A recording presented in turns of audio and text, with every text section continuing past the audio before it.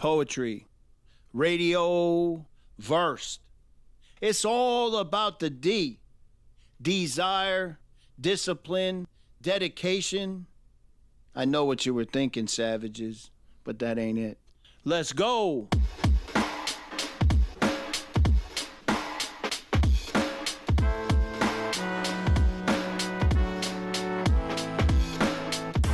Our 4-part National Poetry Month Favorite Poems series. You may have some new shit coming your way. That's one of the universals among writers. We are not cold and calculated people. We feel. It's just one of those poems where I kind of heard it and I'm like, somebody is really experiencing the kind of thing that I experienced.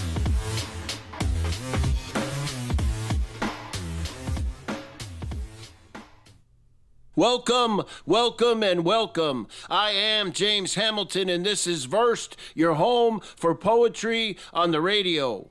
As always, we are coming to you from the hub of Midwest poetry, the WBOM full-service radio studios located inside the basement of the Mendelssohn Center for the Performing Arts in Rockford, Illinois.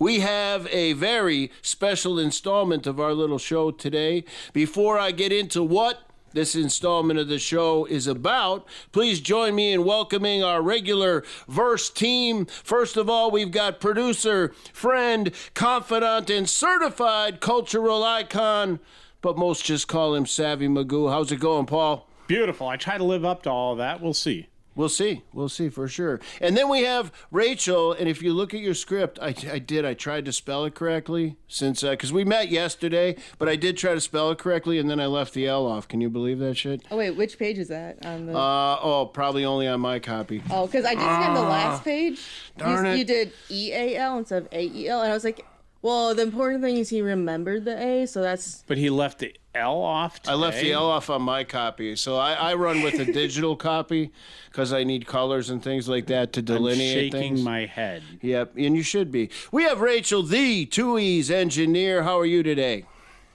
Pretty all right. Pretty all right. Yeah. All right, that's good. So no guests. No guests on the show. No guests on the show. Rather, we're going to talk about our favorite poems from the recordings we did for season 1.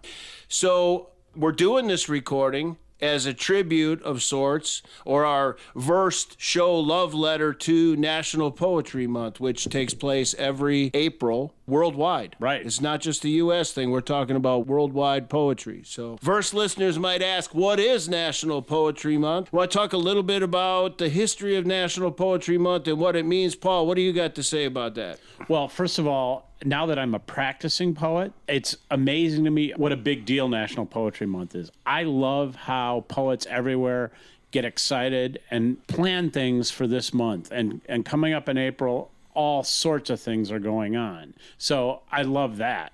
Yeah, worldwide. The thing that got me the most about it is that I was kind of surprised about is it's only been going on since 1996. Wow. Yeah, it's only been happening as a worldwide thing since 1996. I would have thought with, the rich history of poetry going back to Shakespeare and then, in this country, the Beat Generation and all of that stuff, that we would have had something a little more rich in history. In tradition. And the other thing I would say is I did, as an English teacher, always observe it. I know English teachers all over Rockford do, but when I was teaching English, I tried to engage my students. And Billy Collins, who I want to believe, he was Poet Laureate of the United States. He did the whole poem in your pocket observance. I used to do it for the whole month with my students. I gave extra credit if they had a poem in their pocket. My favorite thing about Billy Collins, he's the dog poet.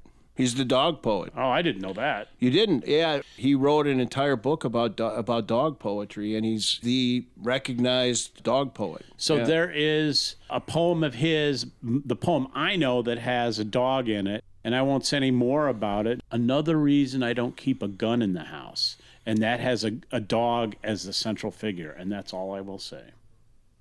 Does the dog, run around with the gun and just, seat? No, the dog is sitting in an orchestra, in a symphony orchestra seat. Oh, okay. So we're not talking about an Old Yeller situation here, because I'm Well, not. it would be like reverse Old Yeller's What's in My Mind. I'm good with that. Yeah. The thesis of the poem is, the neighbor's dog will not stop barking. Barking, barking, barking. And that's almost a direct quote from the poem. And then notice the title is Another Reason I Don't Keep a Gun in the House. So Does the dog die? it does not. See, that's what I was getting at with the Old Yeller situation. Was if the dog dies, I don't even want to hear it. Yeah, I can't even. I can't even watch movies where there's like an off-screen animal death. Right. So yeah. If the animal death is implied, I'm just not going to do it. That's the thing. Exactly. I have boycotted Bambi since I was like 9. I won't do it. So let's now play the poem for listeners and let them understand where the poem goes.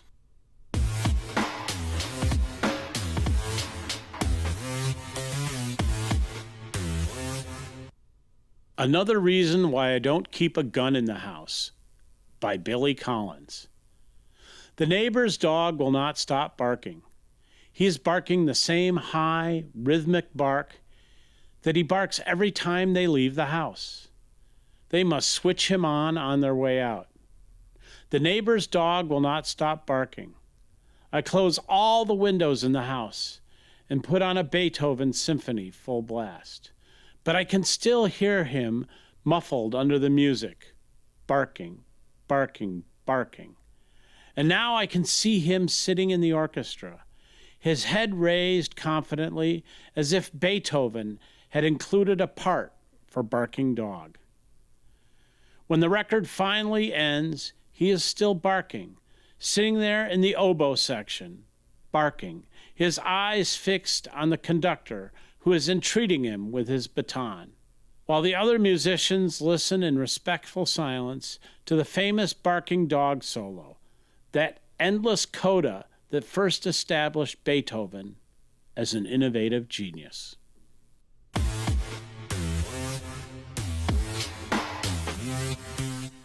All right. Listen, we are not really about structure here at Verse, which we are definitely exemplifying. Demonstrating. Yeah, we're demonstrating it right now. But we did have some loose guidelines. We chose 8 of our favorite poems from our database of Midwest poets from season 1. So the other thing about that is that the poems that we have in the database may or may not have aired on the show. In other words, some of the poems that we picked may not have aired previously on season 1, but they were recorded by the poets that were part of season 1. So from a Verse listener standpoint, you may have some new shit coming your way in this special edition of Versed on WBOM Full Service Radio.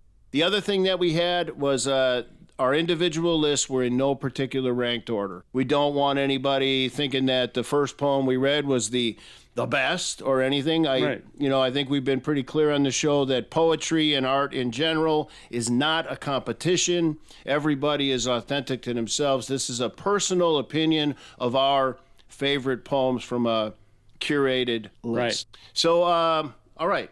You ready, Rachel? Yeah, I'm ready. All right. Paul, you ready? Absolutely. We're going to go into the first poem that we have. I'm going to say whose list it was on.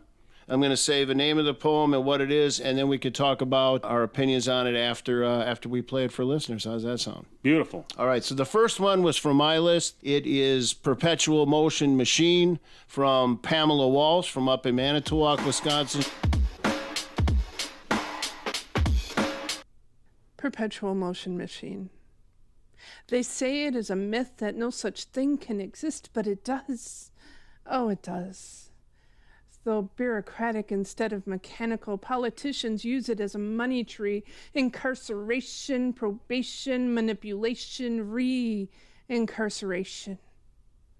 Perpetual motion through manipulation. All inmates the same, regardless of individuality, regardless of convoluted deception and accusation, made to fit narrative and coercive ambition. But what of the falsely accused? Wrong place, wrong time, wrong response, but no crime. Misunderstandings and angry ramblings turned power plays and political relays. What of the reformed and repentant? Legal perpetuation, incarcerate to generate income. while men are more free behind bars than in mental bondage of probation, required by courts to live a lie without a choice, but to participate in mental pollution from others' minds, meant to reform, but only reform, bad to worse, made to pay the same price over and over and over. Insidious walls and bars require brokenness, and will exact their price no matter the cost. Enter hope. She is an oleander mistress, fed by a rainfall of bitter tears, her allure irresistible to unbroken pieces. She presents paradox choice. Break here, or here, or here, to pay for hope given at open doors, stolen from a system that uses men as currency, crumpled and stained, contained in their pockets, repeatedly spent and constrained by a bureaucratic machine that uses the accused to feed the perpetual motion. Men in, men out, men in, men out, thrown back in and broken more, taped together, charged for the cost to pick up the pieces and assemble, but never repaired or prepared for life outside of their control. Unconstitutional rules obscure disclosure and success, penalized for lack of motion, and lemming mindless shuffle down their halls, full of pitfalls broken minds barely perceive. No reprieve, except when hope mixes her oleander elixir and shows the light they long to see. Men believe her rainbow illusions of living a life truly free of prison bars and probationary bondage and endless tether and chaotic control by power addicts' greed. They need to feed the bureaucratic perpetual motion machine that uses men as currency, crumpled in their fists, repentance rejected as lies to make the people despise men with a record held in discord and forced disarray. No such thing as social debt paid in full, put on display for politicians to say, these men cannot reform. We will keep them from you, but the service will cost you taxes. Behind closed doors, self-congratulations are in order. They feed the greed with false need and fill their pockets with the men they use as currency, crumpled, stained, torn.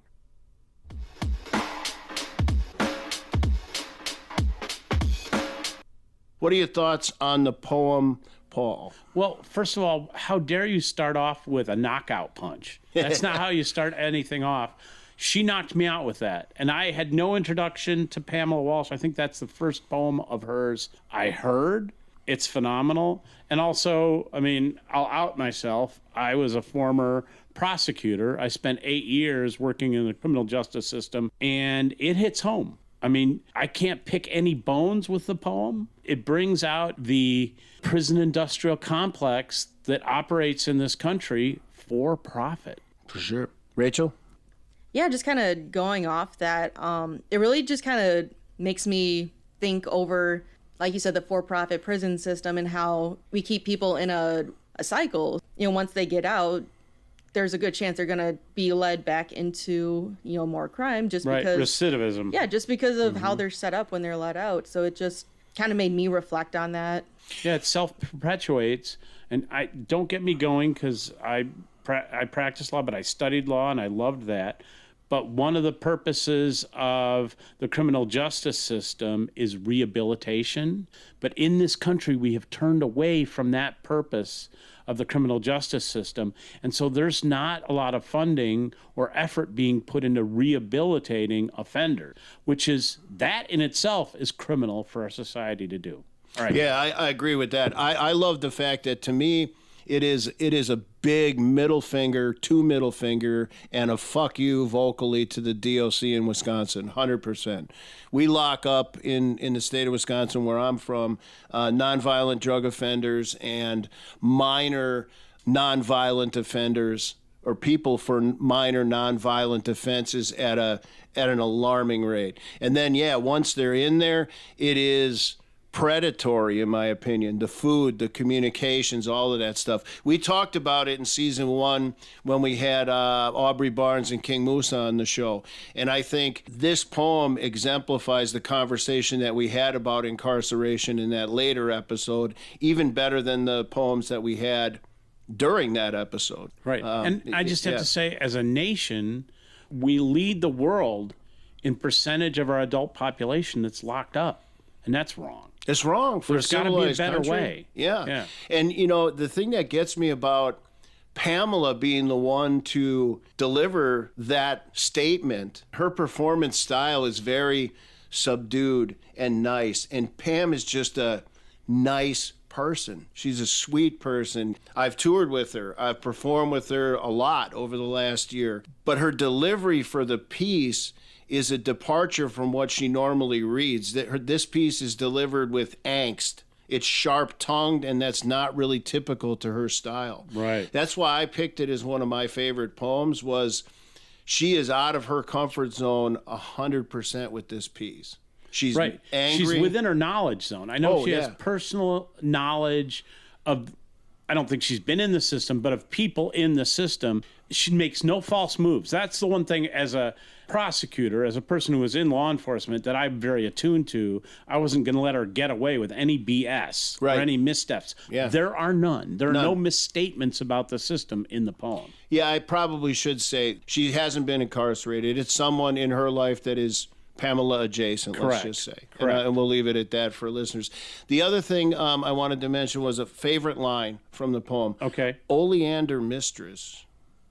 Ooh. You know, she is an oleander mistress. Oh, there are a lot of genres that phrase could fit in. Well, I want to talk about the craft of the poem as well. Yeah. Because it's striking.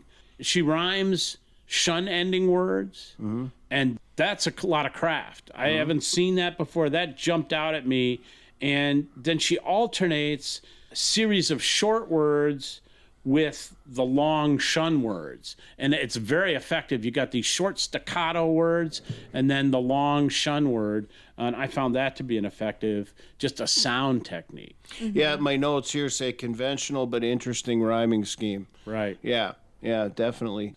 My other note would be the central metaphor of the piece is men as currency. So she's talking about this machine to make money, but also she turns the men that it's using and chewing up into currency themselves. Men in, men out. Right. Men in, men out. Yeah, and the way that she says it, I get chills saying it that way, enunciating it at the end the way, or accenting it at the end the way that she does. I can hear her voice in my head. It gives me shivers because I've been incarcerated. I know what it's like to pay $7 to talk to your family for a minute. You know, man. It's ridiculous. Paul, you said it from the outset. Way to start with a kick in the teeth, right? Right. No, I got to catch my breath when we're done with this poem. We'll move on to the next one. So this one is from Rachel's list. It's called I Don't Love You Yet, and it was from Callie Hunter.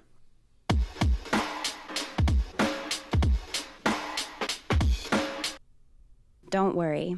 I took care of my feelings. I held them underwater until they stopped breathing. I watched the last bubble surface. They got ahead of me again. I'm so sorry. I tried to control them. I thought I could trust them, but I couldn't. How could I? Can I really trust something if you never felt it too? If two create the feeling and only one feels it, who is the liar? I'd rather not blame you. I'd rather not blame me. So I did what I had to do. My dear, they say poets, writers are gifted in expression, but the truth is that we are cursed in emotion. Writing is our only hope at executing what left unwritten will surely kill in us. I fall in love too soon because I fall in love with the way a spilled carton of milk pours perfectly and poetically onto the sidewalk. I am ridiculous. I fall in love too soon because I fall apart when I see a child hold the hand of a child who is afraid. I fall in love too soon because I pledge my life to pink sunsets and believe a morning, mourning, dove has been visiting me since my divorce, by herself, every morning. If I could just see garbage as garbage, sunsets as science, kind gestures as evolutionary adaptation, and birds as motherfucking birds, maybe I could stop finding love in unwelcomed corners. But I did as you ordered when you said, I don't love you yet. I listened. I executed. The only problem? I may not be able to bring them back. I've tried before with the others, when they asked me not to feel so much, when they asked me to murder what I could not control or trust. I tried to bring the feelings back. But I'm a poet. I'm a writer. Not the witch you think I am because of my incense, tarot, moon water, spell casting, circle casting, protection, weeping, rock collecting, etc., etc., etc. I am just a poet. I said I wished I could see birds as birds, science as science, garbage as garbage. That I could learn the art of how not to love so quickly and the ecstasy of how not to care so deeply. But I can't. Okay, maybe I don't want to, because here I am again, holding the remains of something beautiful. I cannot reanimate what you made me destroy, and sometimes I wonder, I really do, will I ever be able to love in the appropriate crescendo, in the proper tune, or does it all die here? Did it all die there because of them, because of you?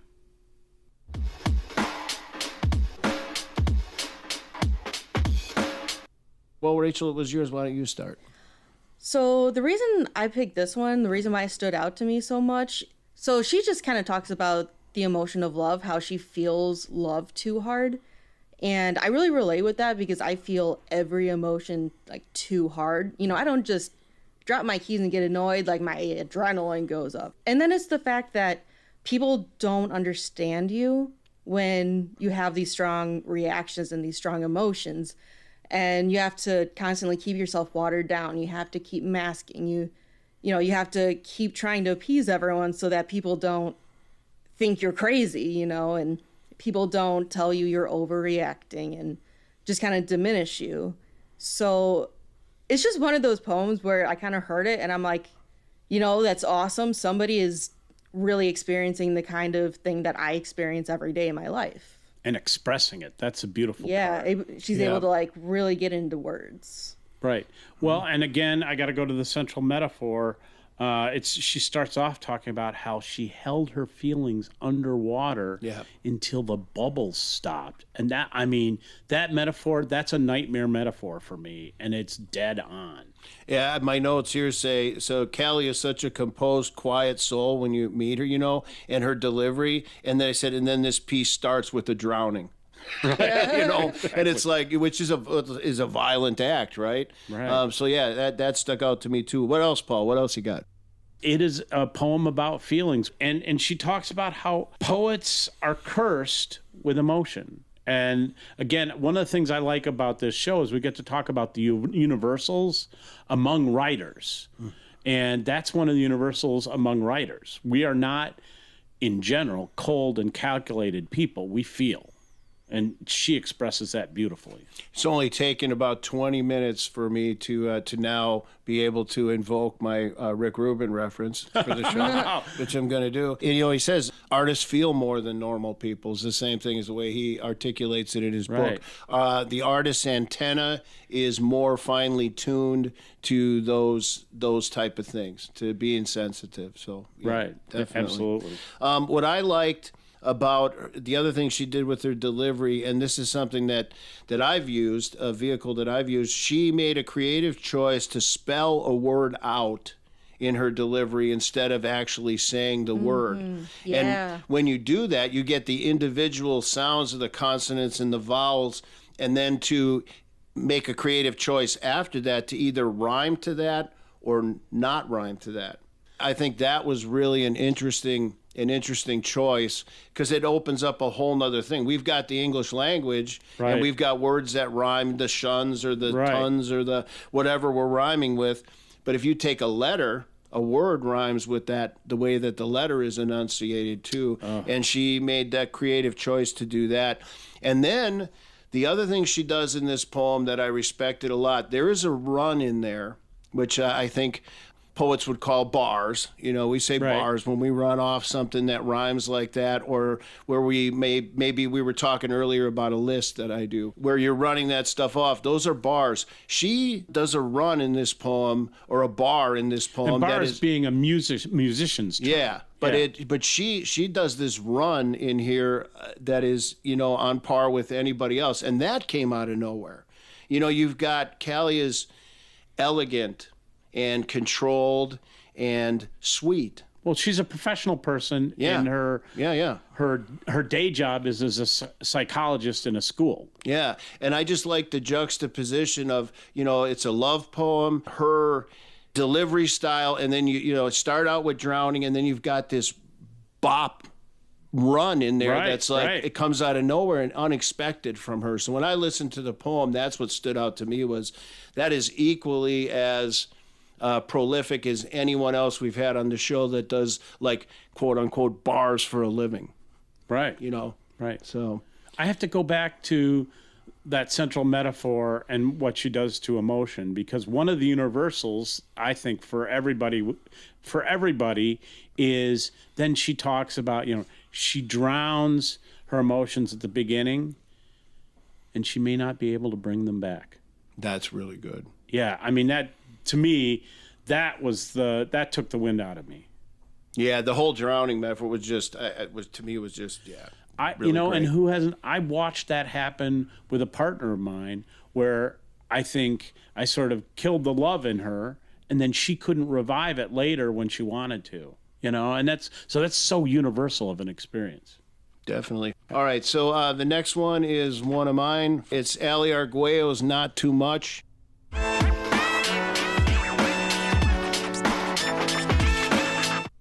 Not too much. I was scared to send it. 52 pages plus my voice on tape. Love and layers edited at 3:45 a.m. like I was brushing my heart's hair so it looked more presentable. But the truth, no matter how I wrote it, I was still scared it would be too much. Too emotional, too honest, too soft, too sad, too serious, too late. To everything you never asked, but I gave anyway, because that's what it means to feel deeply. To remember the small details, even when the person who caused the pain forgets what they said to cause the storm. You asked me why I blocked you. You couldn't remember, and I hated that I had to explain my pain just to prove it was real, like I had to earn my right to the boundaries. But I remember everything. The way you dismissed me on that call, the silence that didn't come from peace but from punishment, the way I stayed gentle even when I was breaking, and I almost didn't send that letter. Not because it wasn't true, but because I was afraid it would scare you, make me look unstable, like someone who loves too hard or wants too much. But then I wrote this.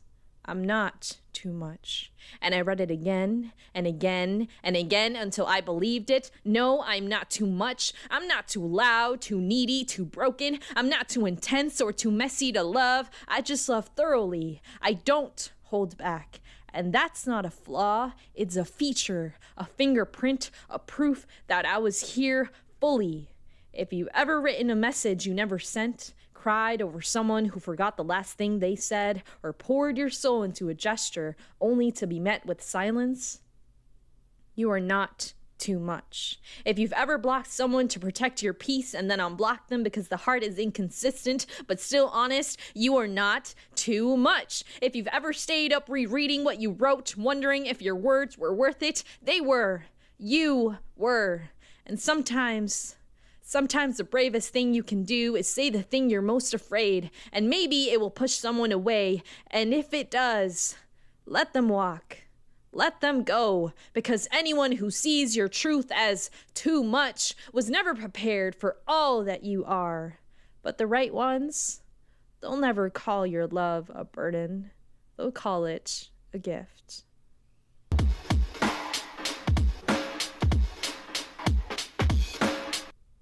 "52 pages. You know, We've retitled it. Right, yeah.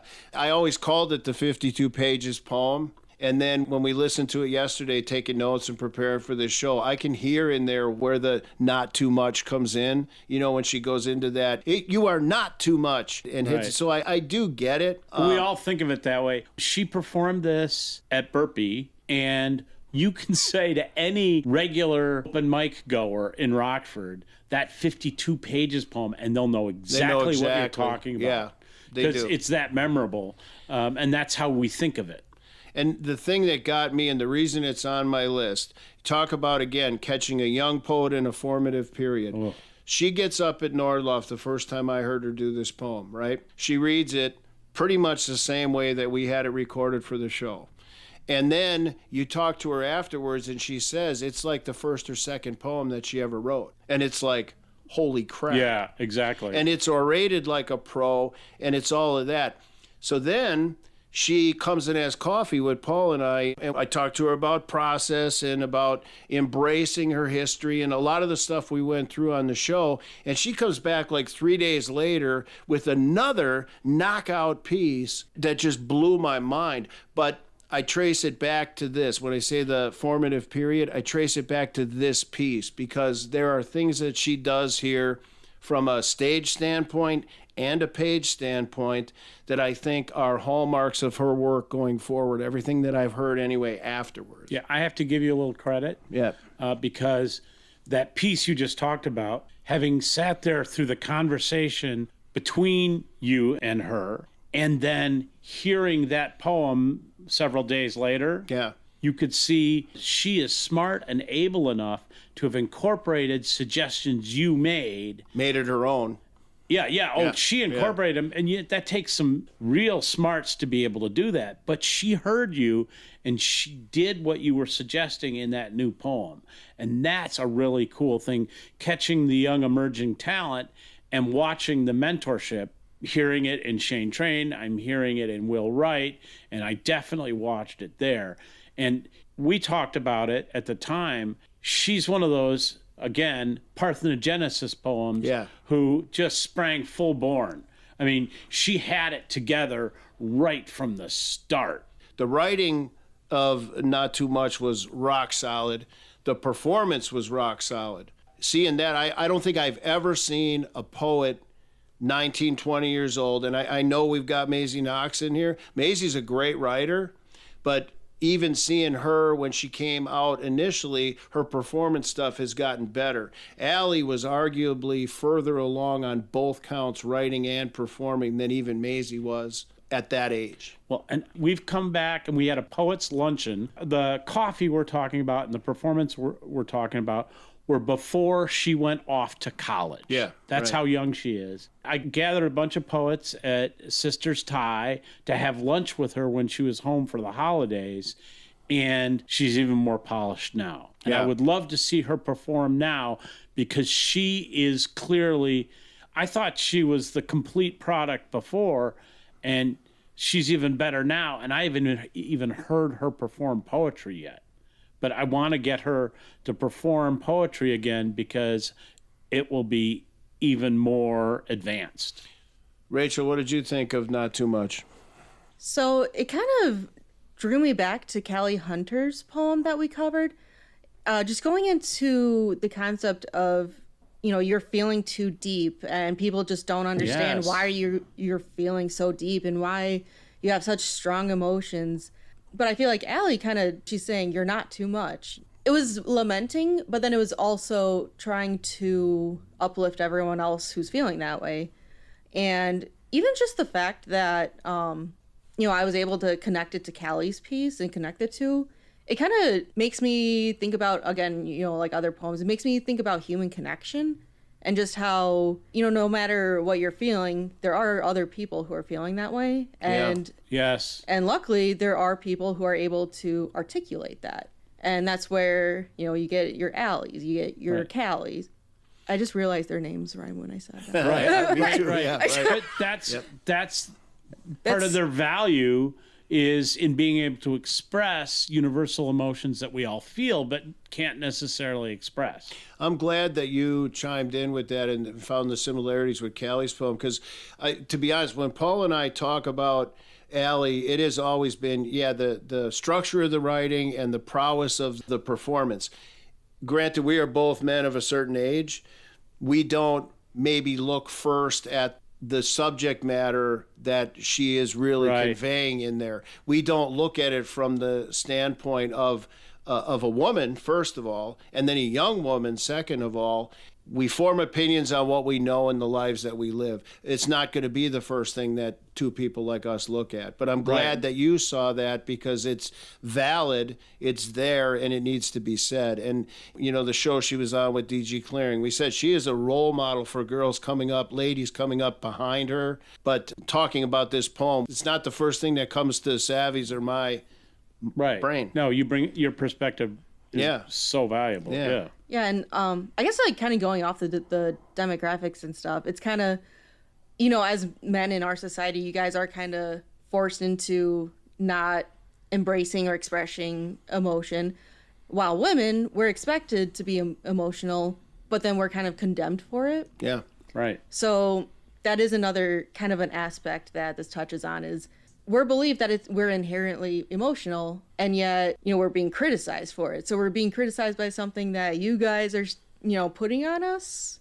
Right. So it really is kind of a really deep piece for certain individual, like certain demographics. And then to be that, like one of the first pieces that she wrote and put together as a finished piece of poetry is just, to this day, it's why it's on my list, is mind-blowing. Because there's no holes in this piece. It's a solid piece, performance and written. It's crazy how polished it is. Right.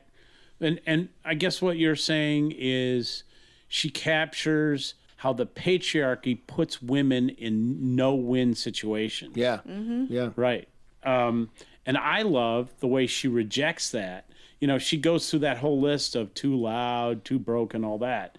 And then at some point she concludes, the right ones won't think you are. Right. And she lands it there. I love that. So continuing with that theme, we were talking about, youth and young ladies and having being a voice, a female voice or a feminine voice. I'm going to move on to one of Rachel's choices. Ignorance is Bliss by Aoife, one of our lit ups, our first lit up on the show today.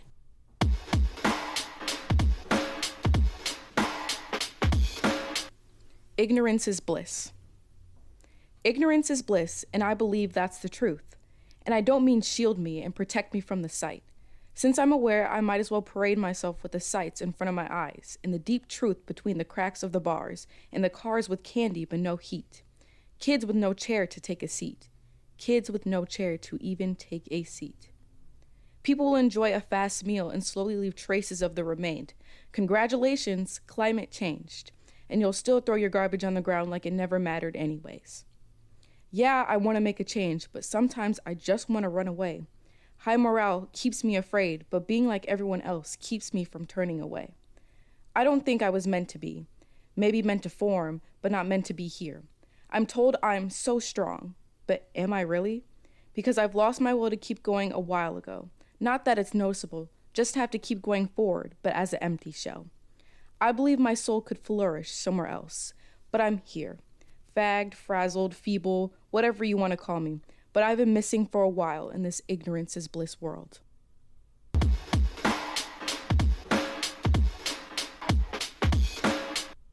Rachel, why did you pick that poem?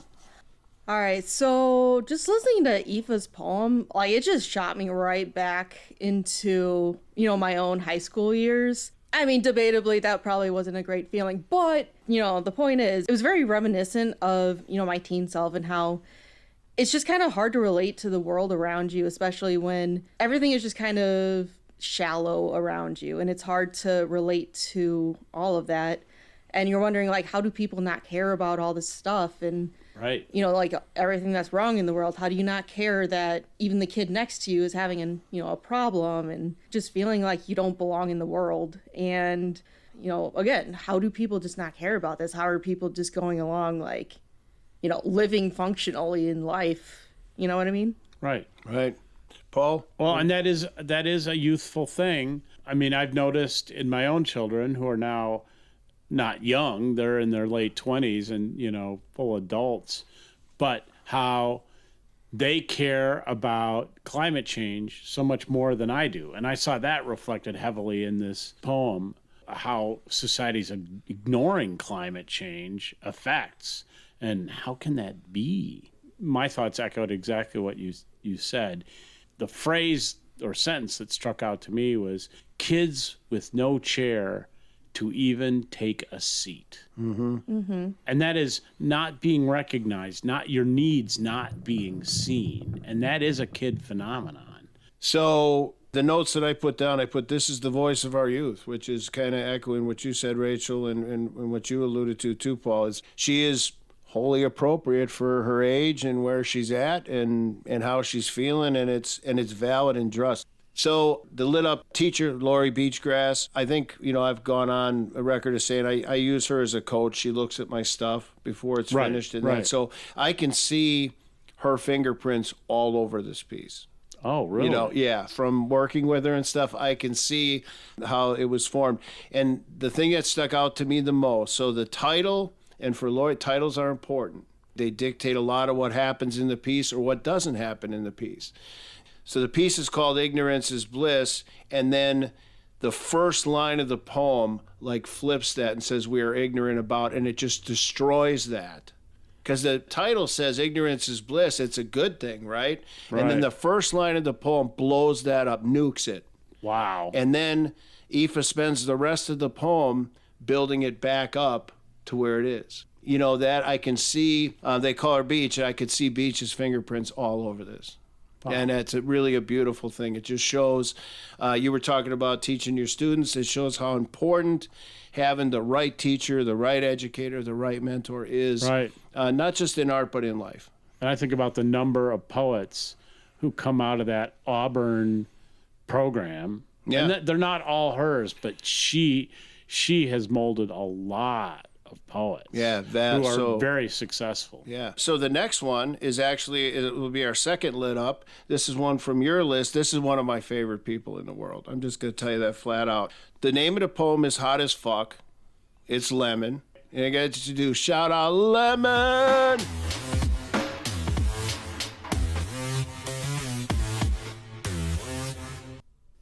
My hot as fuck girlfriend. 4 years and 6 months, and you still amaze. Each morning with you feels like a sun-drenched haze. From quiet laughs to passionate nights, you've painted my world in the softest of lights. Your smile is a flame that never dies down, a spark in the dark when I feel I might drown. You know me in ways I don't always show, yet love me through seasons I barely know. We've danced through storms, held hands in heat, built something real, steady, wild, and sweet. You challenge, you comfort, you tease just right. You're mischief by day and fire by night. You're more than a lover, you're a home and a face. My safe little chaos, my heart's favorite place. And even now, with time gone by, you still make my chest rise like a sigh. So here's to the nights we've yet to share, to whisper secrets in tousled hair, to kisses that linger, to love that's grown. Alicia, with you, I'm truly known. P.S. You're hot as fuck.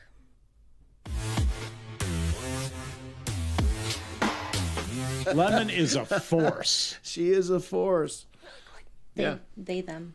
They, them. Yeah, you're right. Oh, you're right. Yeah. Thank you. Pronoun correction. Yeah, and I need that for sure. Well, it's on your list, Paul. You tell me why you picked their poem. So Lemon is such a force and such a forceful personality. Mm-hmm.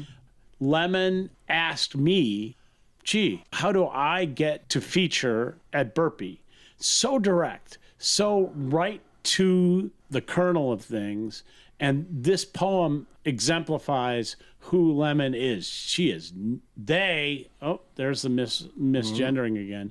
They do not beat around the bush. They go right to it. So, and I mean, this is a love poem. Mm-hmm. My hot as fuck girlfriend. Yeah. It's express, it's direct, it's not veiled in any way. No, not at all. And that, to me, that is Lemon to a T. So, Rachel, what'd you think? All right, so once I kind of hit adulthood, once I was kind of maybe mid-20s, I really started reflecting back on life, back on teen years, childhood, and I started reflecting on how the adults in my life, now that I'm an adult, how they were kind of treating me. And it's something that I still carry around. You know, I really reflect on how adults treat, you know, minors. So something that has bothered me for like forever is the way that we will just kind of brush off teenagers, saying like, oh, that you're just young love, that's just puppy love. You know, you think that's real love, just, you know, you're gonna find someone else in life later in life. Diminish it. Yeah, they really diminish it, they really demean it. What they don't really stop and think about, like, yeah, you know, I'm sure they're gonna feel deeper about other people later in life, you know, once they learn how to love. But the thing is, they don't know how to love. This is the first time they're feeling this emotion. So it's the strongest and the hardest they've ever felt it. So they're feeling these like hard, strong emotions for, you know, in connections with someone.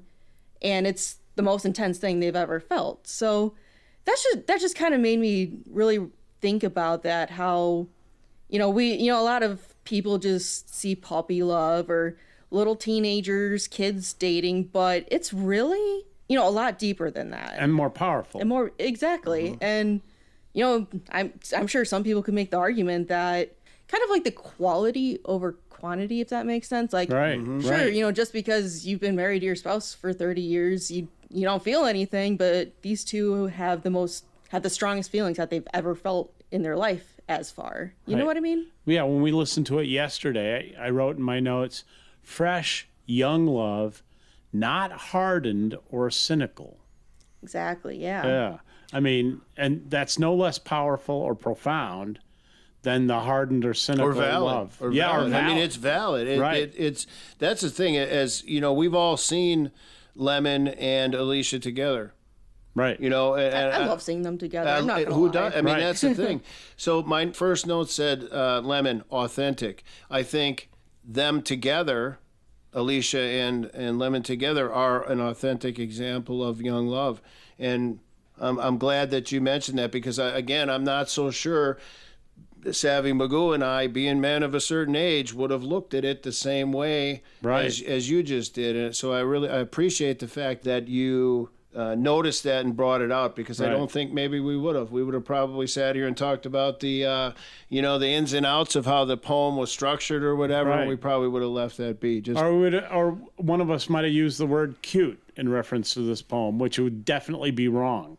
You know what I'm saying? It's more than that. Yeah. The line that struck me, I like to find lines or words that really hit home. For me, she has a line, each morning with you feels like a sun-drenched haze. Yeah. And I mean, that Shakespeare didn't write more powerful lines than that. That's it. Yeah. And the thing is so we're sitting here talking about them being young. That is a very measured, talented, and thoughtful writer expressing themselves in a mature way. Right. I was the word mature. When you started to say that, I was like, that's a mature line of poetry. For sure. All right, moving on to the next one. This is one of Rachel's, Where They Never Looked, by Aubrey Barnes, Mr. Obbs.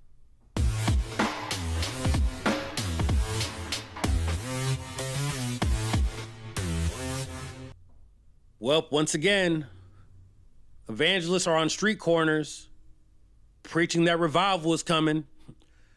A day when skies will fill with white angels wearing red hats who can't dance, cook food bland, still convinced that Jesus is a white man. Revival in right hand holding American flag filled with fiery condemnation, breathing fire like cracked whip, cross backs of niggas gnashing teeth, biting bullets of arms whose muscles lift Second Amendment like commandments that never rise from dirt where faith of forefathers lie. If I'm honest, I be thinking they full of shit, cause these eyes have seen revival. And it looked like first time my towel fell from around my waist in middle of campground in college.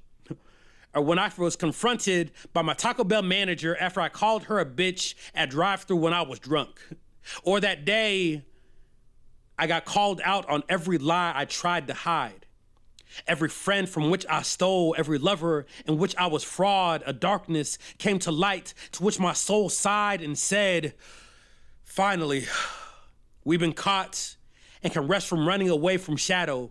Yet they say revival will look like patriotism, who stands at pulpit with red, white, and blue pride.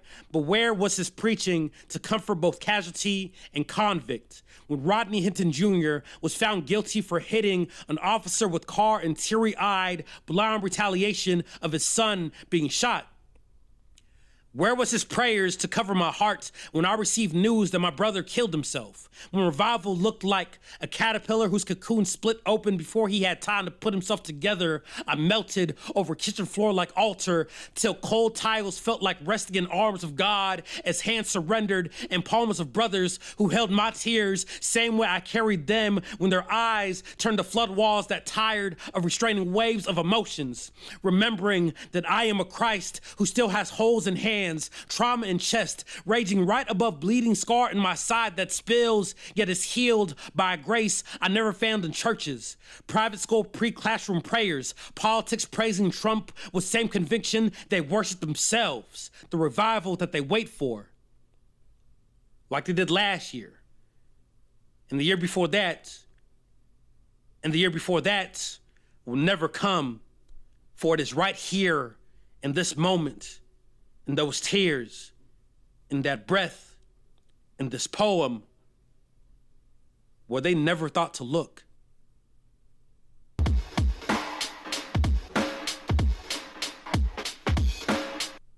So, Rachel, tell us why you picked this piece from Ob, because he did like 5 or 6, and we've heard Ob's quite a bit performing in Rockford and abroad.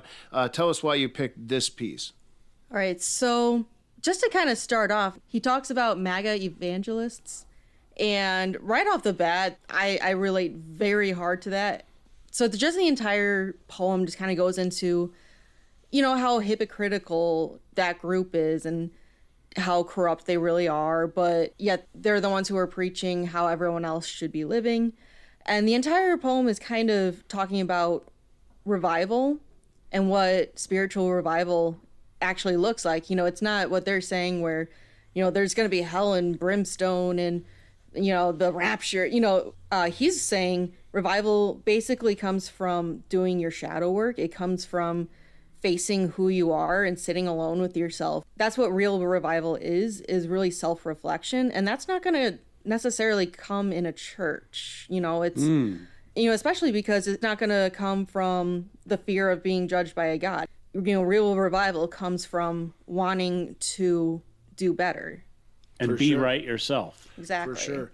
Before I run over to you, Paul, I want to say, because you hit me right on the head, I feel like this is Ob's most authentic piece, because he very rarely writes about going inside himself. And in this one here, there's 2 or 3 stanzas that he does, like you said, the answers lie within, and he goes within.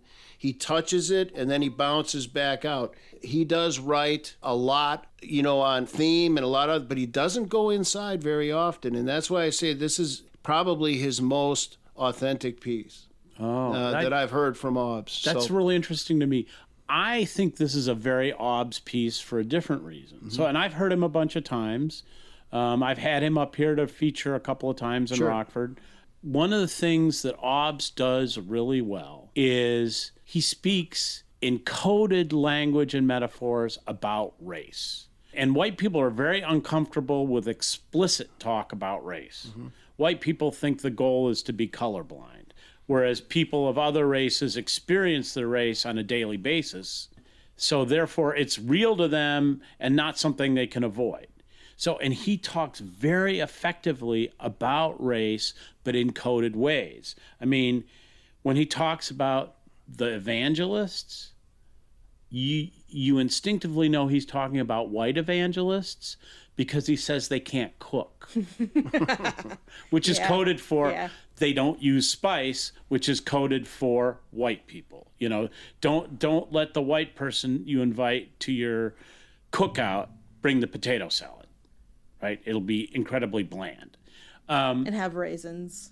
Right. Yeah. Yeah, I agree. He does speak in coded language about race, and that's one of the things that makes his pieces. And I know we're going to get to another piece, and I'm going to talk a little bit more about that aspect of it. But he does make it accessible to all when he does that by using the coded language. Because then we don't get our hackles up and get defensive about discussion about race. Right. This is probably his least race-oriented piece that I've heard him do. Right. This one here, yeah, Correct. for sure. And I think, just the authenticity, we go back and say, he goes inside. And listen, he's going inside himself. He's a black male.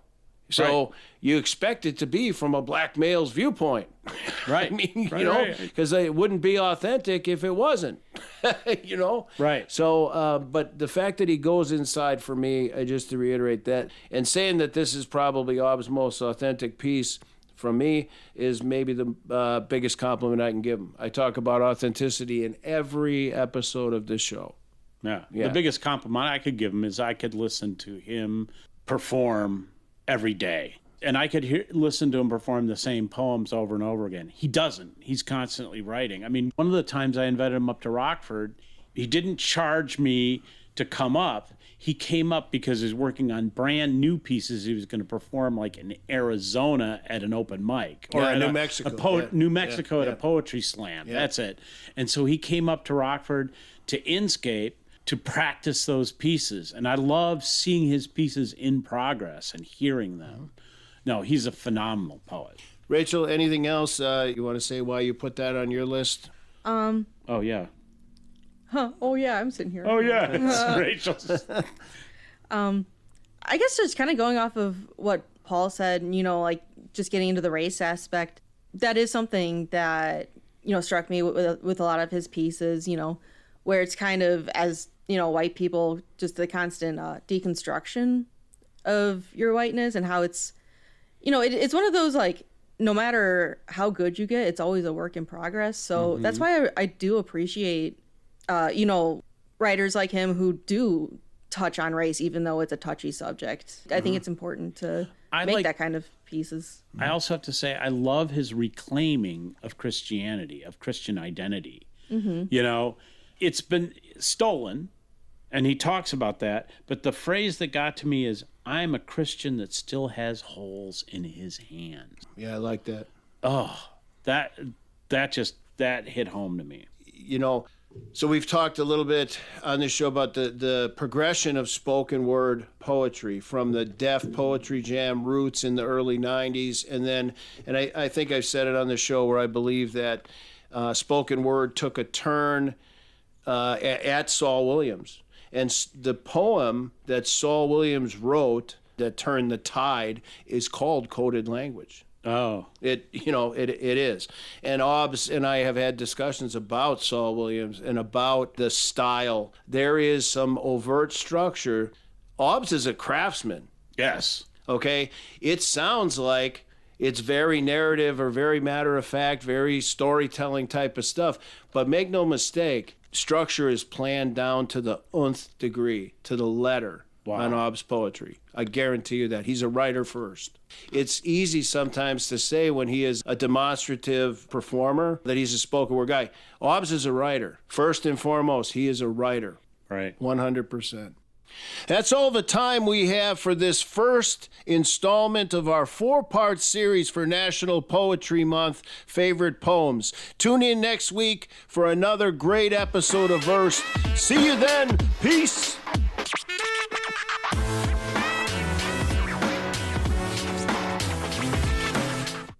Hi, this is Sarah on Verse. Here is some of my original poetry. I don't gotta lift a hand, the wicked always shows their plan. I don't trap snakes, I just stand still and watch them choke on their own will. Keep the rope, tie your noose, talk in circles with delusional truth. I don't bait, I don't provoke, but lies unravel when you tug the rope. I don't beg, I don't defend, I won't repeat myself again. You made your bed, now rot or rise, but don't come crawling draped in lies. I watched you flex, I watched you twist, try to gaslight, slither, slander, and hiss. I'm not moved, I'm not impressed, I've seen real evil wear Sunday's best. Play your part and sell your soul, project your wounds, pretend control. Spirit sees and justice learns, and karma's match is what you've earned. You attacked my peace, tried stealing my air, thought I'd break beneath your glare. But I'm the storm you thought was weak, and now the whole world will see your ugly ego leak. You had the rope, you had the choice, but power ain't found in an avoidant voice. It's in restraint, it's in the weight, it's watching cowards seal their fate. So talk your shit, I'm done with words, you lit the match, I watched it burn. Howl your noise into the void, but truth don't shake and I'm annoyed. What will you do when fate collects? Karma don't miss, she just reflects. What's done in dark returns in light. Karma come down, strike through the night. No need to chase, no need to warn. Let them feel the storm they formed. Lies they spoke and masks they wore. Come collect what's truly yours. Every wound, each stolen breath. Let them face what's truly left. I release, I don't repress, and I don't block the consequence. Let the scales align and burn, karma come down, it's their turn.